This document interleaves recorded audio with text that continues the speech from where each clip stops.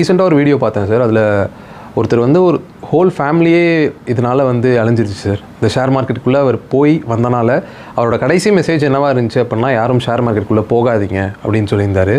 இதை பற்றி நீங்கள் எப்படி சார் நினைக்கிறீங்க? நிறைய பேர் வந்து பங்குச்சந்தை பற்றி அப்படி தான் நினைக்கிறாங்க. இது வந்து ஒரு சூதாட்டம் அப்படின்னு சொல்கிறது.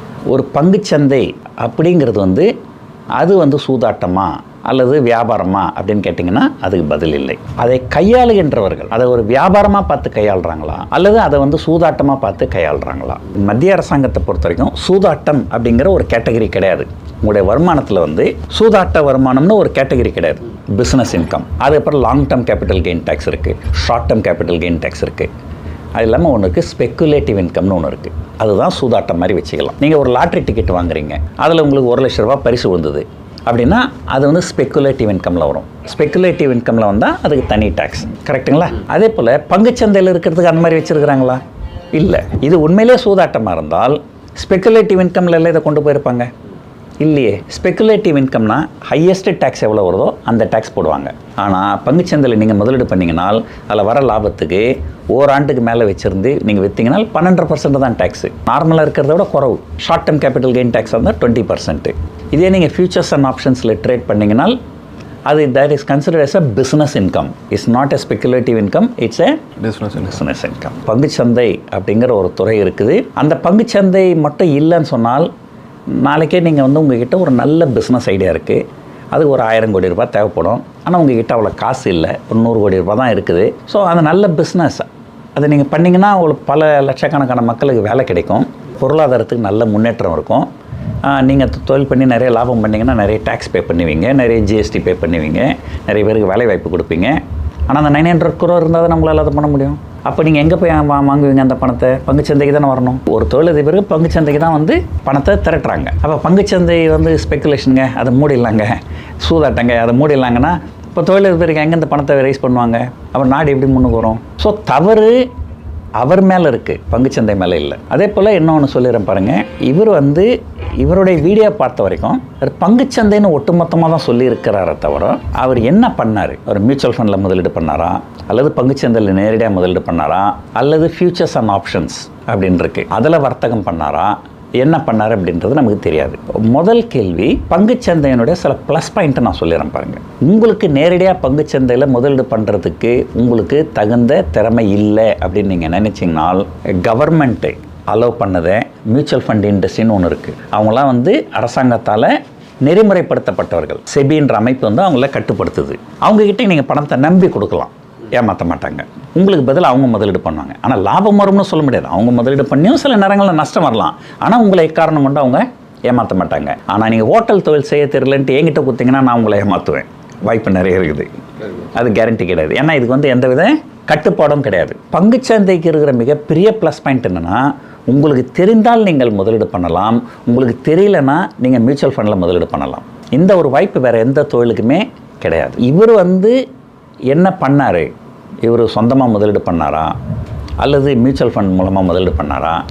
மியூச்சுவல் ஃபண்ட்லாம் முதலீடு பண்ணியிருந்தால் ஓகே, கடந்த 1-2 ஆண்டு காலமாக கொஞ்சம் ரிட்டர்ன் சரியில்லை. அதே வீடியோவில் அவர் வந்து என்ன சொல்லியிருக்கிறாரு, எனக்கு இங்கே வந்து ஒரு 50 லட்ச ரூபாய்க்கு நிலம் இருக்குது, அதை தம்பிக்கு கொடுத்துருங்க, அங்கே ஒரு 10 லட்சம் இருக்குது, அதை தங்கச்சி கொடுத்துருங்கன்ற மாதிரிலாம் பேசியிருக்கிறாரு. அவர் சொல்கிறதெல்லாம் வச்சு பார்த்தா அவர் பங்குச்சந்தையில் பெருமளவு பணத்தை இழந்த பிறகும் அவர்கிட்ட லட்சக்கணக்கான காசு இருந்திருக்குது. அதை வச்சு சரி நாம் தப்பு பண்ணிட்டோம், பங்குச்சந்தை சூதாட்டமாகவே இருக்கட்டும், நமக்கு ஒத்து வரலை, நம்ம அதில் நஷ்டம் அடைஞ்சிட்டோம் அப்படின்னு மீதி இருக்கிற பணத்தை வச்சு வேறு ஏதாவது ஒரு தொழில் செஞ்சு அவர் வாழ்க்கையை நடத்தியிருக்கலாம். தற்கொலை வந்து எதுக்குமே ஒரு தீர்வு கிடையாது. நானும் வந்து ஆக்சுவலாக வந்து ஒரு வர்த்தகர். நான் வர்த்தகர் அப்படின்னு சொன்னாலே இங்கே கொஞ்சம் ரிஸ்க்கு கொஞ்சம் கூடுதலாக இருக்கும், ரிவார்டும் கொஞ்சம் கூடுதலாக இருக்கும். நம்ம வந்து பல நேரங்களில் நான் உங்கள்கிட்ட ஓப்பனாக சொல்கிறேன், போன வருஷம் இந்த ஈரான் வார் அதெல்லாம் வந்து எனக்கு ரொம்ப மோசமாயிட்டு எனக்கு கிட்டத்தட்ட ஒரு 2 கோடி ரூபாய் லாஸ் ஆகிடுச்சு. ஆனால் இப்போது கடந்த ஏப்ரல், மே, ஜூன் இந்த 3 மாதத்தில் நான் கிட்டத்தட்ட 6 கோடி ரூபாய் லாபம் பண்ணியிருக்கிறேன். அந்த 2 கோடி ரூபாய் நஷ்டத்தையும் வைப் அவுட் பண்ணி 4 கோடி ரூபாய் கூடுதலாக நான் ப்ராஃபிட் பண்ணியிருக்கிறேன். ஸோ எதுக்காக இது சொல்ல வரேன்னா, ஒரு தொழில் அப்படின்னும்போது அந்த தொழிலில் ஏற்ற இறக்கங்கள் இருக்கும். நிறைய பேர் இப்போ நீங்கள் வந்து நிறைய பேர் ஹோட்டல் தொழில் நடத்துனாங்க. கரோனா வைரஸும் போது யாருமே வீட்டை விட்டே வெளியே வரல, அந்த தொழில் பாதிச்சுது. எல்லா தொழிலும் எல்லா நேரங்கள்லையும் உங்களுக்கு சாதகமாகவே தான் இருக்கும், நல்லாவே தான் இருக்கும் அப்படின்னு சொல்ல முடியாது. இதுவரைக்கும் உலகத்தில் பிறந்தவங்களே மிகச்சிறந்த வர்த்தகர், பங்குச்சந்தை வர்த்தகர் அப்படின்னு கேட்டிங்கன்னா அது ஜெஸ்ஸி லிவர்மோர் தான்.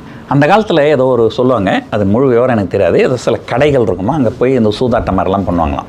அந்த கடைகள்லாம் போனால் இவரை சேர்க்க மாட்டாங்களாம். ஏன்னா இவர் எப்போ போனாலும் எல்லாத்தையும் ஜெயிச்சுன்னு வந்துடுவாராம். சரி, நீங்கள் யோசனை பண்ணுங்க, ஒரு கேசினோ இருக்குது, நீங்கள் போகிறீங்க, நீங்கள் ஜெயிச்சுக்கிட்டே இருக்கிறீங்கனாக்கா கேசினோ ஓனருக்கு உங்களை பிடிக்குமா? ஒரு 10 தடவை தோக்கணும், 2 தடவை ஜெயிக்கணும், அப்போ தான் அவங்க வியாபாரம் ஓடும்.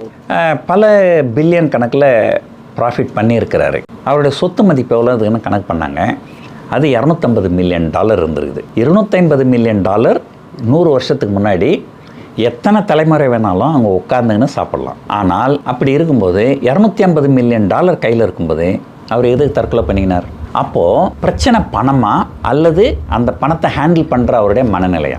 என்ன பண்ணியிருக்கிறாரு, நான் 10 பில்லியன் சம்பாரித்தேன், 10 பில்லியன்லேருந்து 250 மில்லியன் வந்துருச்சு, எனக்கு 9.75 பில்லியன் லாஸ் ஆகிடுச்சு அப்படின்னு அந்த மன உளைச்சல், அந்த தோல்வி அவரால் தாங்க முடியல. ஆனால் உலகத்தில் $1 மில்லியன் எத்தனை பேர்கிட்ட இருக்குது?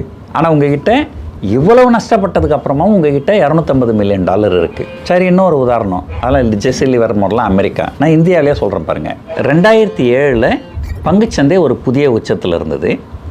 அப்போது ரிலையன்ஸ் இண்டஸ்ட்ரீஸ் அப்படின்னு ஒரு நிறுவனம் இருக்குது. அவருடைய நிறுவனர் பேர் வந்து திருபாய் அம்பானி. அவருக்கு 2 பசங்க, அனில் அம்பானி அண்ட் முகேஷ் அம்பானி. ஸோ அனில் அம்பானிக்கு சில கம்பெனிகளை கொடுத்துட்டாங்க, முகேஷ் அம்பானிக்கு சில கம்பெனிகளை கொடுத்துட்டாங்க. அந்த அனில் அம்பானி புதுசாக ஒரு கம்பெனி ஆரம்பிக்கிறாரு, ரிலையன்ஸ் பவர் அப்படின்னு சொல்லிட்டு. அதுக்கு புதிய பங்குகள் வெளியிடுறாங்க, IPO. அன்னைக்கு தேதிக்கு இந்தியாவிலேயே ஆக அதிகபட்சமான மதிப்புள்ள பங்கு வெளியீடு. அந்த பங்குகள் அவர் வெளியிட போகிறாருன்றதுக்காகவே, அந்த பங்குகளை வாங்கிறதுக்காகவே புதுசாக டிமேட் அக்கௌண்ட் ஓப்பன் பண்ணவங்க லட்சக்கணக்கான பேர். அப்போது அவ்வளோ ஒரு கிரேஸ், ஒரு மக்கள் வந்து பைத்தியமாக இருந்தாங்க. அப்படி இருந்தவர் அந்த நிறுவனம் ஆரம்பித்ததுக்கப்புறம் தொடர்ந்து அவர் சரிவை நோக்கி போனார். அவருடைய பங்குகள்லாம் ரிலையன்ஸ் கேபிட்டல்னு ஒரு நிறுவனம் இருக்குது, அந்த பங்கு 3000 ரூபா போன பங்கு இப்போ 30 ரூபாய்க்கு வந்துருச்சு. ரிலையன்ஸ் கேபிட்டல், ரிலையன்ஸ் இன்ஃப்ராஸ்ட்ரக்சர், ரிலையன்ஸ் பவர்னு நிறைய பங்குகள் எல்லாமே வந்து 90%, 95%, 98% விலை இறங்கி போச்சு. அவருடைய தொழில்களை எல்லாமே நசிஞ்சு போச்சு. பார்க்குற நேயர்களுக்கு நான் சொல்ல வர்றது என்னென்னா, இது சூதாட்டம் கிடையாது. ஆனால் எதை வேண்டுமானாலும் சூதாட்டமாக மாற்றக்கூடிய வல்லமை மக்களுக்கு இருக்குது. நீங்கள் அதில் ட்ராப் ஆகிடாதீங்க. இதை ஒரு வியாபாரமாக பாருங்கள். இந்த வியாபாரம் செய்கிறதுக்கு உங்களுக்கு திறமை இருந்தால் நேரடியாக செய்யுங்க. இந்த வியாபாரத்தை செய்வதற்கு உங்களுக்கு திறமை இல்லைன்னு நினச்சிங்கனால் உங்கள் பணத்தை நீங்கள் மியூச்சுவல் ஃபண்டுக்கிட்ட கொடுங்க. இது இல்லாமல் நம்ம பல வீடியோவில் நம்ம ஏற்கனவே சொல்லியிருக்கிறோம், நம்ம பணத்தை வந்து முதலீடு பண்ணும்போது நிலையான வருமானம் தரக்கூடியதுன்னு ஒன்று இருக்குது, நிலையற்ற வருமானம் தரக்கூடியதுன்னு ஒன்று இருக்குது. நிலையான வருமானம் தரக்கூடியதுன்னா நீங்கள் வந்து பேங்க்கில் fixed deposit, public provident fund, bonds, இதெல்லாம் பார்த்திங்கன்னா உங்களுக்கு நிலையான வருமானம். நீங்கள் தங்கத்தில் முதலீடு பண்ணுறது, வெள்ளியில் முதலீடு பண்ணுறது, பங்குச்சந்தையில் முதலீடு பண்ணுறது, ரியல் எஸ்டேட்டில் முதலீடு பண்ணுறது, இதெல்லாம் நிலையற்ற வருமானம்.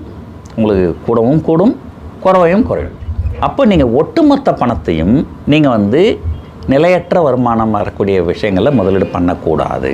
நிலையற்ற வருமானம் வரக்கூடியதில் எந்த அளவுக்கு முதலீடு பண்ணணும்னு சொன்னால், அது மொத்தமே 0 ஆனாலும் உங்களால் வாழ முடியும். இந்த நிலையான வருமானத்தை வச்சு என்னால் வாழ முடியும் அப்படிங்கிற நம்பிக்கை இருக்கணும். அப்படி இல்லைன்னு சொன்னால் கண்டிப்பாக நீங்கள் நிலையற்ற வருமானத்தில் நீங்கள் முதலீடு பண்ணக்கூடாது. ஸோ இதெல்லாம் தான் ஒரு அடிப்படையான, இதெல்லாம் நம்ம எல்லாருக்கும் தெரியும். பட் இருந்தாலும் இந்த இன்சிடெண்ட் வரவே அதை பற்றி நம்ம சொல்கிறோம். கவனமாக இருங்க. பங்குச்சந்தை வந்து பங்குச்சந்தையால் வாழ்ந்தவங்களும் நிறைய பேர் இருக்கிறாங்க, வீழ்ந்தவங்களும் நிறைய பேர் இருக்கிறாங்க. வாழ்ந்தவங்க எல்லாம் பங்குச்சந்தையை வியாபாரமாக பார்த்தவங்க, வீழ்ந்தவங்க எல்லாம் இந்த பங்குச்சந்தையை சூதாட்டமாக பார்த்தவங்க.